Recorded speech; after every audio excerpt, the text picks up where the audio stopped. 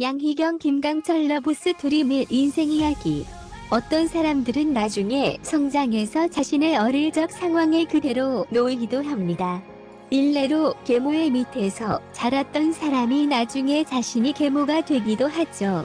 그런데 사람의 성향에 따라서 천사 같은 계모가 되어서 아이들에게 정과 사랑을 주기도 하고, 오히려 자신이 미워했던 계모의 모습이 되어서 아이들을 미워하고 구박하기도 하죠.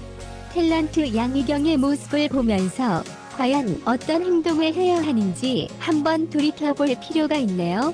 연극 작품을 하고 언니 양희은 대신에 틈틈이 라디오 DJ를 맡기도 하는 등의 활동을 하던 양희경은 결혼과 동시에 은퇴합니다. 그리고 1985년에야 비로소 연극 한시현대기로 정식으로 데뷔합니다. 양희경의 삶은 어릴 적부터 다사다난했습니다. 집안은 유복했는데 아버지가 바람을 피워서 계모를 맞아들여야 했죠. 아버지는 이북 출신으로 서북 청년 사건 때 진남포에서 단신남한 양정길 이름입니다. 육사 사기 포병장교를 거쳐 미국 유학까지 다녀온 엘리트였고, 어머니 윤순모는 서울의대 성악과 출신의 디자이너였죠.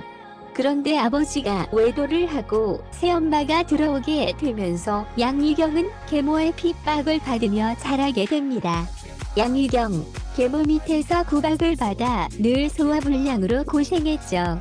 그때 언니가 기댈 수 있는 유일한 언덕이었어요. 양희경은 가수 양희은의 동생입니다. 둘의 나이 차이는 2살이었는데 그 나이 차이 이상으로 양희경은 언니에게 의지를 하게 되죠. 그런데 불과 2년 만에 아버지가 사망하고 양희경 자매는 다시 친어머니 품으로 돌아갑니다. 1964년 양희경이 불과 11살 때의 일이었죠. 친모와 함께 살게 된 양희경 자매는 행복해질 줄 알았지만 그렇지 못합니다. 의상 디자이너가 된 어머니 윤순모 이름에게 돈 버는 재주가 없었기 때문이죠. 여동생 양희경, 엄마가 빚 보증을 서준 친구가 이하반도주하면서 그 빚을 고스란히 떠안게 됐다. 설상가상으로 양장점에 불 꺼지 났다. 언니 양희은, 엄마는 너무 우아해서 경력 마인드랄까, 보증 서면 안 된다랄까, 그런 게 없었다. 우아하게 도장을 찍었겠지. 덕분에 나의 20대가 날아갔지. 결국 언니 양희은이 대신 돈을 벌게 됩니다. 통기타 하나 들고 나가서 노래를 부른 것이죠. 양희은, 엄마가 보증 섰다망에 그 빚을 갚아야 했던 것에 대해서는 아직 엄마와 화해하지 않았다. 화해가 될 것 같아? 그리고 동생 양희경은 어머니 대신에 집안 살림을 하게 됩니다. 양희경, 졸지의 언니가 아버지가 됐다. 그게 힘들었다. 언니는 돈을 벌고 나는 살림을 했다.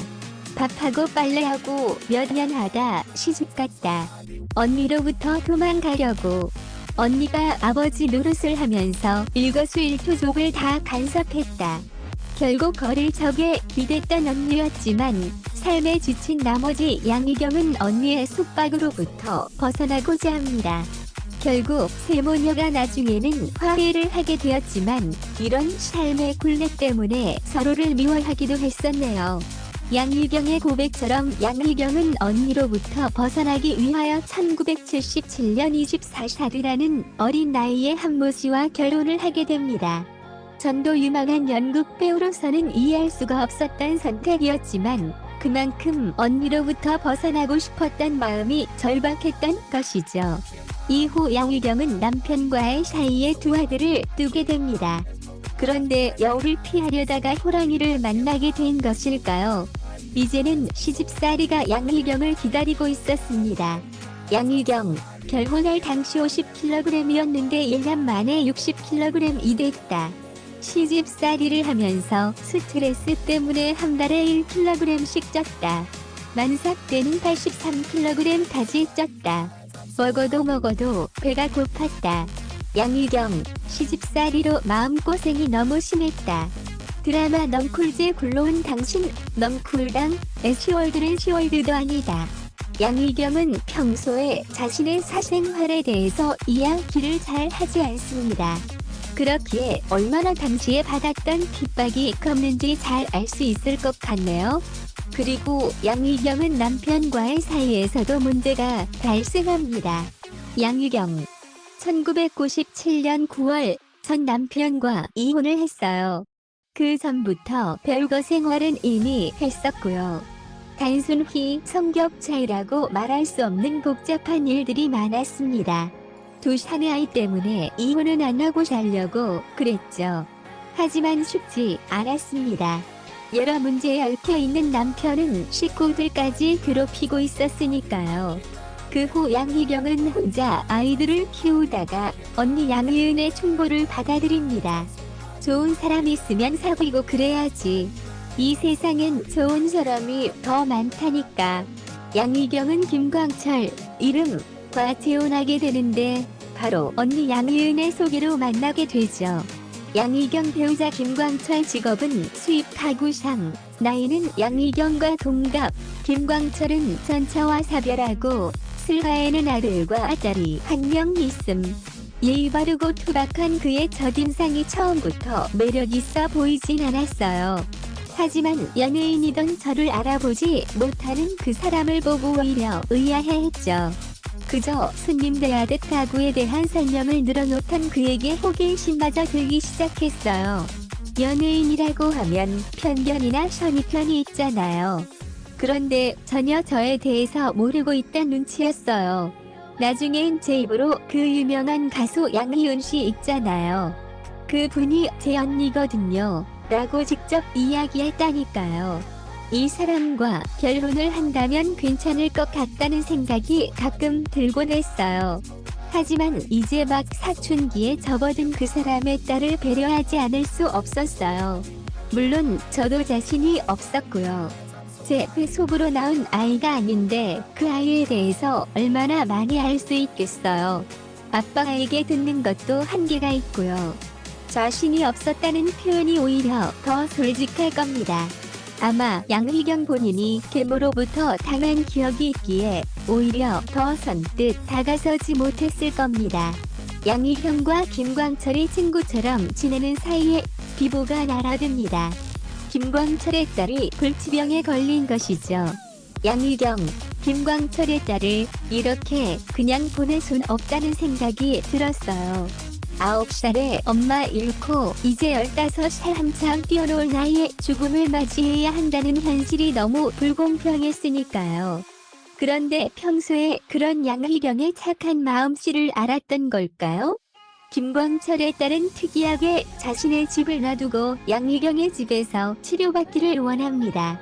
양희경 역시 죽어가는 환자의 소원을 저버릴 수가 없었고 김광철은 딸과 아들을 데리고 양희경의 집으로 거부살이를 시작합니다. 양희경이 환자를 돌보던 어느 날 아이가 말합니다. 아줌마, 우리 아빠랑 결혼하면 안 될까요? 난 아줌마가 내 엄마가 됐으면 좋겠어요. 엄마란 말 해본 지 너무 오래돼서 해보고 싶고요. 제 마지막 소원이에요. 아이들이란 착한 사람과 나쁜 사람을 본능적으로 알아차리는 법입니다. 아이를 때려 죽인 칠곡 계모 사건과는 정반대의 모습을 볼 수 있네요. 양희경, 곧 하늘나라로 떠날 한 소녀의 소원 때문에 결혼을 선택한 거라 말하고 싶진 않아요. 그저 그 아이의 엄마가 되어주고 남은 식구들에게 의지할 버팀목이 되어주고 싶었어요. 그 이상 아무것도 없었으니까요. 결국 재혼을 결심한 양희경과 김광철은 2002년 8월 4일 언니인 양희은의 집에서 조촐하게 결혼식을 올립니다. 식사를 하고 사진 한 장 찍고 혼인신고를 한 것이 다였죠. 그리고 아이는 양희경의 딸이 되었고 10월 6일 세상을 떠납니다. 성이 다른 형제지만 양희경의 아들들을 지칭 동생이 가는 모습을 같이 지켜봐서인지 친형제와 다름없는 사이가 됐답니다. 전 정말 저 친구 양희경을 지칭 에게 미안할 뿐입니다. 너무 힘든 일을 겪게 했거든요. 그리고 진심으로 고마운 건 단 한 끼도 거르지 않고 딸에게 맛깔스런 반찬과 새 밥을 해주었다는 점입니다. 그 은혜는 평생 잊지 못할 겁니다. 양희경, 자식이 부모 앞에서 인종을 보이면 평생 가슴에 묻고 산다잖아요. 우리 딸아이는 가는 날까지 효녀였어요. 양희경은 자신이 못된 계모로부터 나쁜 추억을 가지고 있지만 자신이 계모가 된 다음에는 딸에게 좋은 추억을 남기게 됩니다. 사실 사람은 이런 행동을 하기가 쉽지 않습니다. 누구나 본전 생각이 나기 때문이죠. 비록 김광철의 딸이 시한부 인생이라는 특이한 경우이기는 하지만 그 전에 양희경의 착한 마음씨를 알지 못했다면 결코 치료받는 장소로 양희경의